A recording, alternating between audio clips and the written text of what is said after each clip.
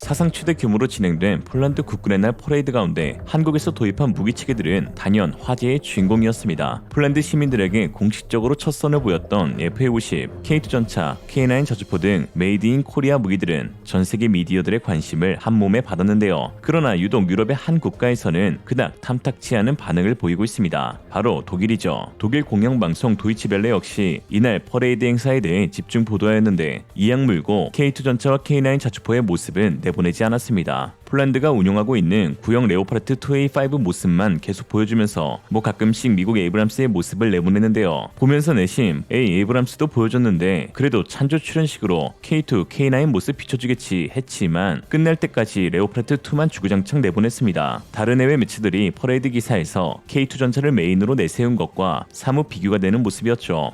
찾아보니 레오2 사진만 보여준 곳이 딱 한 곳 더 있긴 했는데 일본이었습니다. 이래서 유럽의 일본을 독일이라는 건가? 역시 독일제국. 모르긴 몰라도 의도적으로 한국산 무기를 방송에 송출하지 않은 것을 보면 독일이 상당히 자존심이 긁혔다는 것을 알 수 있는데요. 기갑 차량은 독일이 2차 대전부터 세계 최고였다는 자부심이 있었을 테니 크게 긁혔어도 이상하진 않습니다. 실제로 최근 독일 매체들은 한국산 무기에 대한 견제 보도를 내놓고 있습니다. 독일 매체 메르크는 기사를 통해 슈얼츠는 너무 오랫동안 주저했다. 이제 한국이 유럽의 전차 시장을 섭렵할 수 있다라고 했습니다. 그러면서 우크라이나 전쟁을 통해 군비 증강은 다시 큰 이슈가 되었지만 독일은 전차 공급에 대해 오랫동안 주저하는 모습을 비추었고 이는 잠재적인 무기 구매자들에게 악영향을 끼쳤다. 군사 전문가인 블레이크 헤르징거는 이제 한국이 유럽의 전차 시장을 뒤흔들 수 있다고 하였고 한국을 바라보는 것은 폴란드뿐만이 아니다. 일각에선 K2를 레오파르트 2의 모조품으로 폄하하지만 K2는 최고의 유럽산 전차와 동등한 성능을 갖춘 세계적인 주력 전투 탱크이며 실제로 레오파르트 2와의 경쟁 테스트에서 더 나은 성능을 보이기도 했다. 또한 미국을 비롯한 많은 선진국의 방위 산업이 심각한 생산 부족에 직면해 있는 반면 한국의 산업은 견고하고 산업적 대량 생산을 위한 확장 가능한 능력을 보유하고 있다. 이는 독일 국가 챔피언 라인메탈과 비교할 때 아주 중요한 판매 포인트이다. 유럽은 이제 폴란드의 선례에 따라 유연성을 제공하는 새로운 국가와 방위 관계를 구축할 수 있다. 그것이 바로 한국이다 라고 했습니다. 또 다른 매체 NTV 역시 폴란드와 한국 간의 거대한 무기 거래는 베를린에 대한 불신임을 나타내는 것이다라며 독일 일간지 벨트함 존탁은 폴란드 정부 관계자를 인용하여 라인메탈이나 크로스마페의 배그만과 같은 독일 군수 회사에 대해 폴란드는 러시아의 위협을 감안할 때 독일의 배송 시간은 너무 느리다 라고 했습니다. 한국산 무기가 유럽에서 독일의 대안으로 꼽히는 이유는 단연 빠른 납기를 꼽을 수 있습니다. 이러한 납기 능력은 이미 폴란드와의 계약을 통해 입증되었는데요. 지난해 8월 방산 계약을 체결한 이후 현대로템은 K2 블랙팬서 28대를 단 10개월 만에 인도 완료. 하나는 단 8개월 만에 K9 자주포 48문, 카이 역시 10개월 만에 2대의 FA-50 전투기를 인도하였습니다. 요새 자동차 계약도 1년 이상 지연된다는데 지연이 일상인 무기 체계를 1년도 채 안 되어 조기 인도한 것이죠.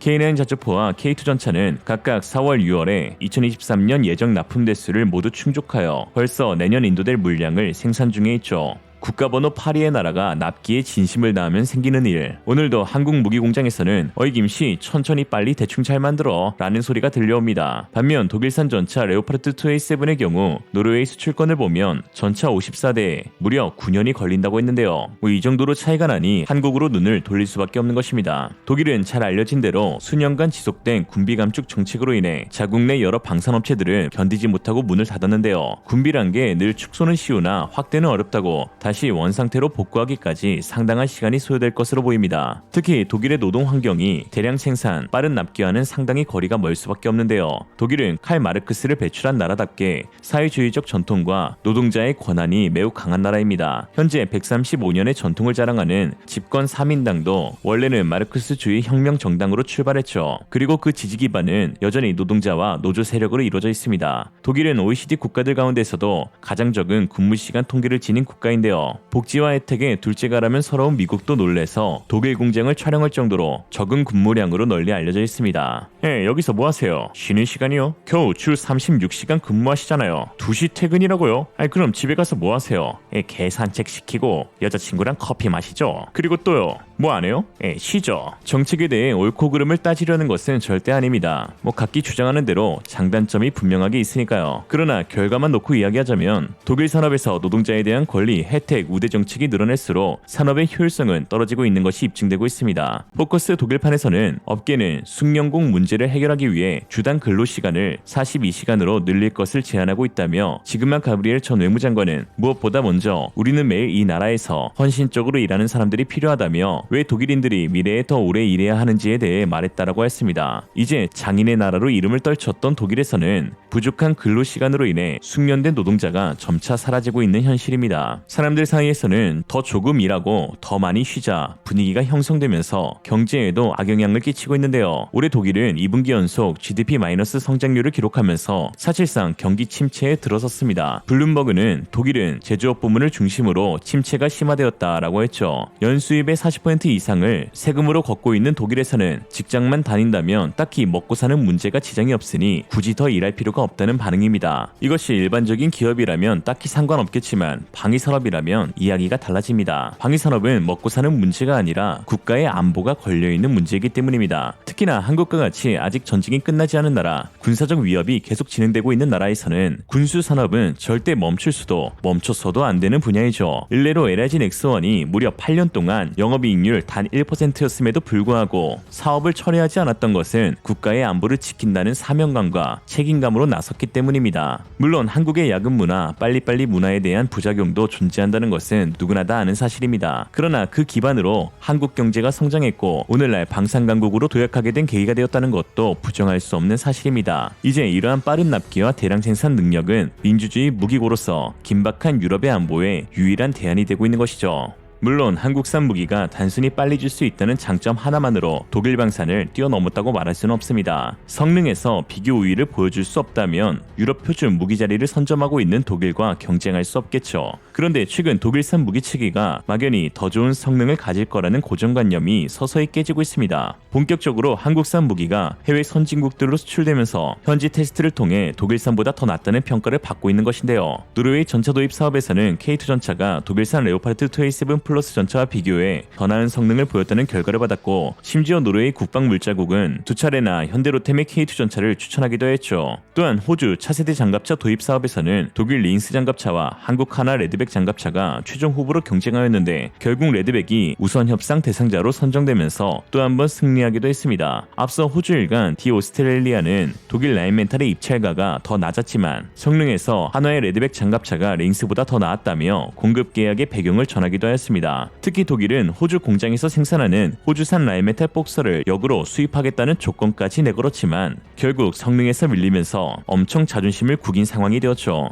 호주 파이낸셜 리뷰 앤드류 틸렉 기자는 국방부는 장관들에게 두 설계 모두 기준을 충족한다고 발언했지만 한화 레드백이 테스트에서 예상보다 더 강력한 성능을 보인 후 육군 내에서 견고한 지지를 받고 있다라고 말했습니다. 이제 성능에서도 무조건 독일이 낫다는 독바, 한국이 낫다는 한가는 점차 사라지게 되겠죠. 특히나 최근 나토 회원국들 사이에서 독일에 대한 반감이 커지고 있다는 것도 주목할 만합니다. 독일은 나토의 터줏대감 노릇을 하면서 그동안 각종 무기들을 팔아치껴왔었는데요. 정작 최근 나토 전역에 군사적 긴장감이 돌고 있을 때에는 책임을 지지 않으려는 모습을 보이면서 회원국들 사이에 큰 실망감이 오가고 있습니다. 8월 17일 방송 날짜로는 오늘이네요. 로이터 통신에 따르면 독일 정부가 새 예산 재정법 초안에서 나토의 연간 국방비 지출 목표인 국내 총생산 GDP 2% 조항을 삭제해 논란이 일고 있습니다. 올해 초부터 올라프 숄츠 총리가 약속했던 2% 초과 달성 목표를 슬그머니 지운 것으로 유럽의 큰 형님이었던 독일이 이제 그 영향력을 잃을 수 있다는 분석이 나오고 있습니다. 못할 것 같으면 약속이라도 하지 말지 무려 3차례에 걸쳐 2%를 지키겠다고 약속하더니 결국 통수를 친 것이죠. 독일이 나토에서의 영향력을 잃고 있는 사이 한국 방산의 최대 파트너인 폴란드가 군사적 영향력을 확대하면서 나토의 새로운 군사 초강대국으로 들어서고 있습니다. 특히나 폴란드 내에 만연한 반독일 감정으로 인해 독일은 더욱 초조한 상황을 맞이하고 있는데요. 좀 심할 정도로 폴란드가 독일과 선을 긋고 있습니다. 현 야당인 PSI 대표 야로슬라프 카친스키는 독일 정계가 폴란드 내 친독 정치인을 이용해 폴란드를 지배하려 한다라고 말하고 있고 심지어 교내에선 독일어 수강을 못하도록 정책을 시행하고 있으며 안제이 두다 대통령은 공식 석상에서 독일이 우리의 선거에 개입하려 한다고 비난해 난리가 나게 됐습니다. 역사적으로 폴란드와 독일의 관계는 한국과 일본의 관계 정도로 생각할 수 있는데요. 이 두 국가의 골깊은 갈등은 리얼리즘 윙드 후사르 편을 참고하시면 조금 도움이 될 것 같습니다. 이처럼 유럽 내에서 폴란드의 영향력이 증가하고 있는데 폴란드가 선택한 무기 체계가 한국산 무기라는 것은 그 자체로 엄청난 의미가 있습니다. 특히 1000대의 MBT를 독일산이 아닌 한국산으로 선택한 것은 이제 유럽의 주력 전차가 레오에서 흑표로 전환될 수 있다는 것을 의미하죠. 현재 유럽에서 운용되고 있는 레오파르트2 전차의 총 수량은 2000대가량인데 폴란드 한 국가에서만 그 절반에 해당하는 수량인 1000대의 K2 블랙팬서를 운용하므로 유럽 전차 시장의 판을 완전히 흔들어버렸죠. 폴란드의 K2 공급망 허브가 조성된다면 정말 상상도 못할 만큼의 많은 전차를 판매할 날이 도래할 수 있습니다. 특히 폴란드 부하체코 국방부 장관은 지난 13일 공식 브리핑을 통해 전차 도입 2단계 사업인 820대의 K2PL 프로젝트가 곧 시작될 것이라고 공식화하였습니다. K2PL 전차는 기존 55톤의 전투 중량에서 60톤으로 증가되고 이에 따라 보기륜이 한 개 더 추가되며 측면 고정식 반응 장갑과 함께 전면 무들식 장갑을 탑재하여 방호력을 배가시켰고 원격 사격 통제 체계와 능동 방호 체계 APS가 기본으로 탑재되는 모델입니다. 특히 이 K2PL의 양산에 성공하면 현대로템의 K3 차세대 전차 개발의 밑거름이 됩니다. 2030년 이후 한국은 K3 전차 개발에 들어가게 되는데요. K2PL 계약으로 인해 대한민국은 차기 전차를 개발할 수 있는 시간적, 자금적 여유가 생기게 되고 파이가 커짐에 따라 전차 단가는 더 낮아지며 늘어난 예산의 여유만큼 개발에 더 큰 자금을 투입할 수 있게 됩니다. 2030년대 이후 4세대 전차 시대에서 한국 방산이 도태되지 않기 위해선 3.5세대 전차 수준인 K2PL의 수출 성사 여부가 중요하죠. 추후 러시아가 T-14 아르마타를 실전 배치하게 되면 기존 3세대 전차로는 대항할 수 없고 K2PL 수준 이상의 전차를 요구하게 될 것인데요. K2PL의 고객이 되면 K3 전차의 잠재 고객이 될 길도 자연스럽게 열리게 되는 것이죠. 한편 독일의 4세대 전차 사업인 MGCS는 최근 난항에 빠진 상태입니다. 지난 16일 독일 매체 메르크에 따르면 독일 라인멘탈과 프랑스의 넥스터의 합작회사인 KNDS의 전체 책임자이자 라인멘탈의 CEO인 랄프 케첼은 느리게 진행되고 있는 차세대 전차 사업에 환멸을 느낀다고 하였습니다. KNDS는 독일의 국방 예산이 더 많이 투자될 것을 기대하고 있는데요. 그러나 아직까지 새로운 프로젝트에 대한 자금 지원을 받지 못한 상태입니다. 독일 국방 예산이 KNDS로 투입되는데 지연되고 있는 이유는 놀랍게도 업체에 대한 납기 불신 때문이었죠. 즉 서로가 서로를 느리다고 핀잔 주고 있는 상황인데 여기서 독일의 모든 문제가 드러나고 있다고 볼 수 있습니다. 또 하필 파트너가 프랑스라뇨. 유럽의 일본인 독일과 유럽의 중국인 프랑스. 야 옹졸이 가슴에 진다. 누군가는 말합니다. 한국산 무기가 팔려나가는 것이 그리 좋냐고. 결국은 사람을 해치는데 사용되는 거 아니냐고. 맞는 말이죠. 처맞는 말. 전쟁 나서 다 이룬 뒤 그래도 우리는 양심은 지켰다며 도덕적으로 결국 우리가 승리한 거라 말하면 뭐합니까? 그깟 기분 한번 내려는 심보에 내 목숨 잃으면 뭐하냐 말입니다. 폴란드 안제이 두다 대통령의 한마디로 오늘 영상 마치겠습니다. 우리가 10억, 100억, 심지어 수천억을 들여 한국에서 무기를 구입하는 것은 여러분들이 피를 흘리며 싸울 필요가 없도록 오히려 우리 모두가 평화롭게 살아갈 수 있는 폴란드를 만들기 위해서입니다. 즉 힘이 있어야 평화도 있다.